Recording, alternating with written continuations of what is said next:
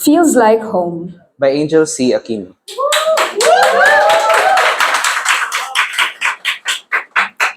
I reach under my pillow for my phone so I can send my parents my daily morning message, only to realize that it was never there in the first place.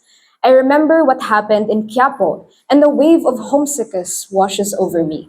I wish I'm back home, where everything is comfortable and familiar.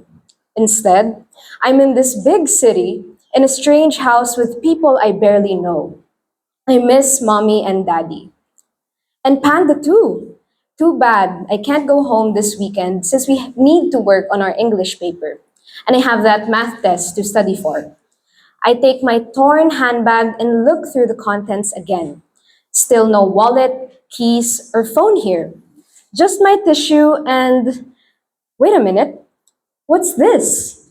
I feel a tiny rectangular thing on the inside of my pocket that I didn't notice before. My memory card. I say a silent prayer and kiss it like it's the most precious thing in the world. After freshening up, I walk towards Mickey's room and knock on the door. No answer. I knock a few more times before he finally says. Come in. I twist the doorknob open and find Mickey still lying in bed with his eyes closed. I guess he's too sleepy to get up. Beside him, Happy looks up, her eyes alert. She lays her head back down when she sees me. Can I use your computer? I ask quietly, unsure whether Mickey is really awake or not. Okay. He mumbles before turning to the side and hugging his pillow. A few seconds later, I hear a low rumbling sound. I guess he's back in dreamland. I wish I could go back to sleep that easily. He looks so peaceful and angelic right now, unlike the makulit, annoying guy he is when he is awake. I tiptoe toward the computer and sit carefully on the chair. When I move the mouse, the screen flashes to life and I see my Facebook page. Hey, why do I have so many notifications? 80 people like my status message. What status message? I barely even post anything these days. I click on my profile and see the incriminating post. Mickey King is the greatest ball player who ever lived. He's my ultimate crush. I love him so much. What the? Mickey? My sudden scream causes Mickey to sit up looking dazed and confused, while Happy starts barking. What? What's happening? This, this post on my why? I stutter as I scan the comments. Half of my friends seem to be encouraging me, while the other half just posted heart emojis. Oh, that. Sorry, I couldn't resist. This should serve as a lesson to you. Always sign out of your Facebook page, especially on public computers. Mickey clutches his stomach and shakes with laughter. And here I thought you were so nice for letting me stay here last night. I don't owe you any more favors. Consider us even. Oh, sure. It was so worth it. You should see the look on your face. I'll get back at you for this.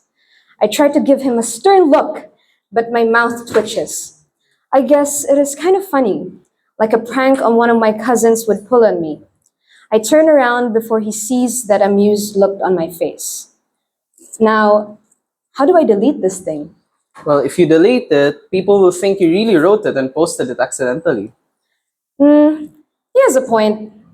I wish he had just stayed asleep. Suddenly, a message pops up from Daddy. Clara Emilia Liwanag, is Mickey your boyfriend? I'm going to Manila right now to pick you up. Uh-oh. So much for Daddy being the chill one.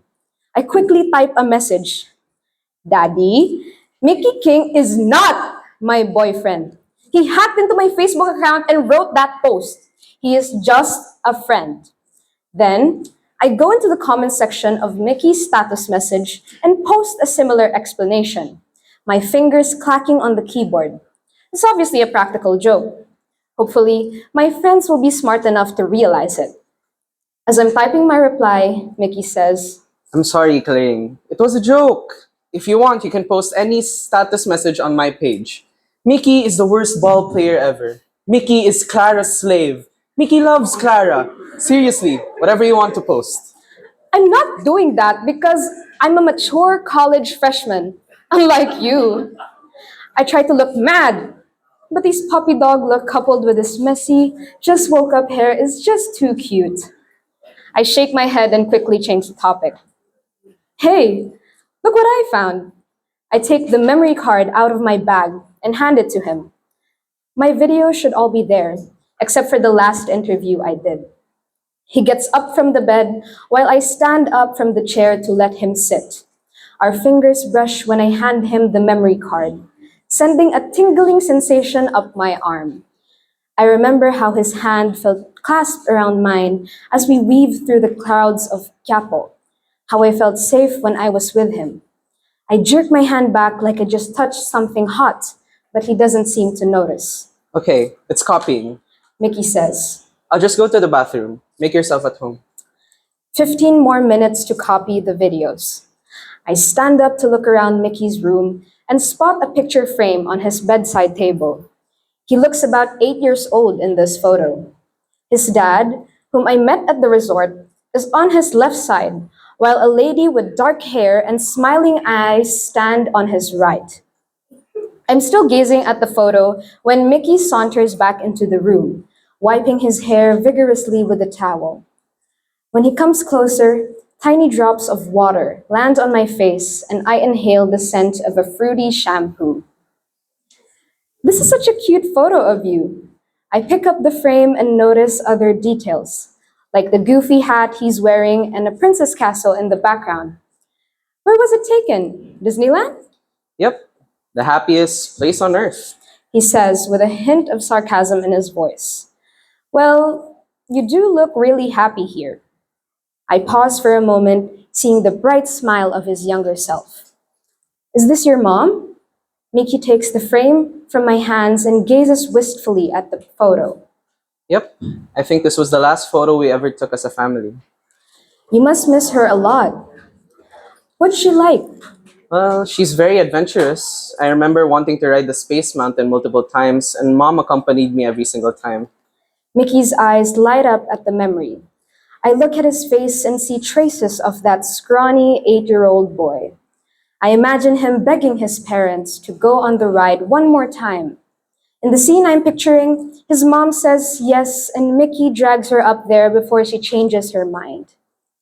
She sounds awesome. I mean, I love a good roller coaster, but I think riding it once is enough.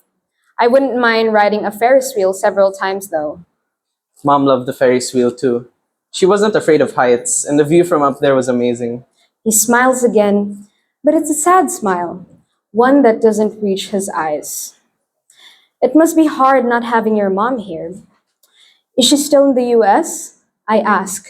Then I quickly add, I don't mean to pry, but we don't have to talk about it if you don't want to. It's okay. I don't mind.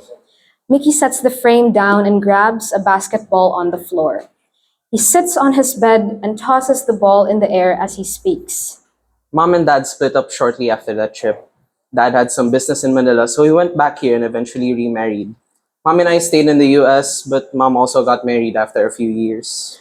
Why did you come back here? For basketball mostly. I'd been to Manila a few times to visit, and mom's relatives kept saying I could be a pro ball player with my height and all. So I decided to move here for high school.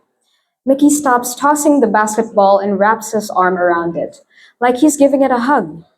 But honestly, I left the States because it didn't feel like home anymore.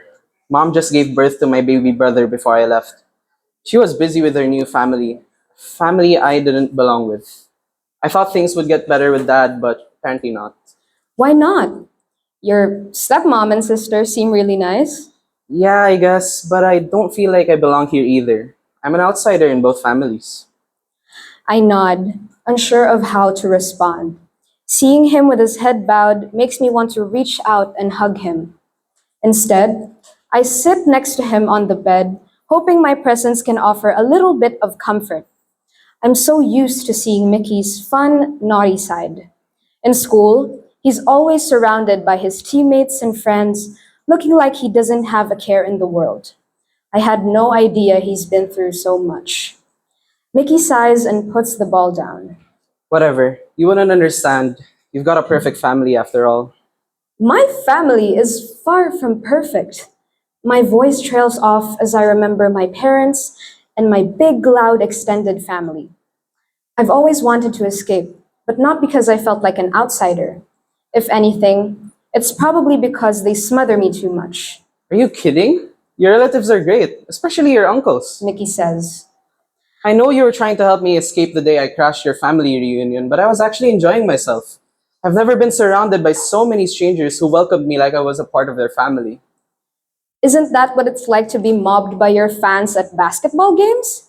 I thought you'd be super annoyed. Fans just say hi and ask for photos or autographs, but your family fed me so much food. I thought I was going to explode. Your uncles even let me sing a song at the karaoke machine, and when the beer ran out, Tito Vic ordered me to get more drinks, like I was one of your cousins. Mickey chuckles at the memory. I can't believe he bossed you around too. I shake my head. For all their quirks, I do love my family and wouldn't trade them for anything. But I suddenly realized that maybe Mickey and I have more in common than I thought. I know my family situation is different from yours, but I do kind of understand about, being an outsider, I mean, because that's exactly how I felt when I came to Manila. Like I just don't belong here. I totally get it. I've been here for years and I still feel that way sometimes. Mickey puts his arm around my shoulder and squeezes it. But it will get better. I promise. Feels like home. By Angel C. Aquino.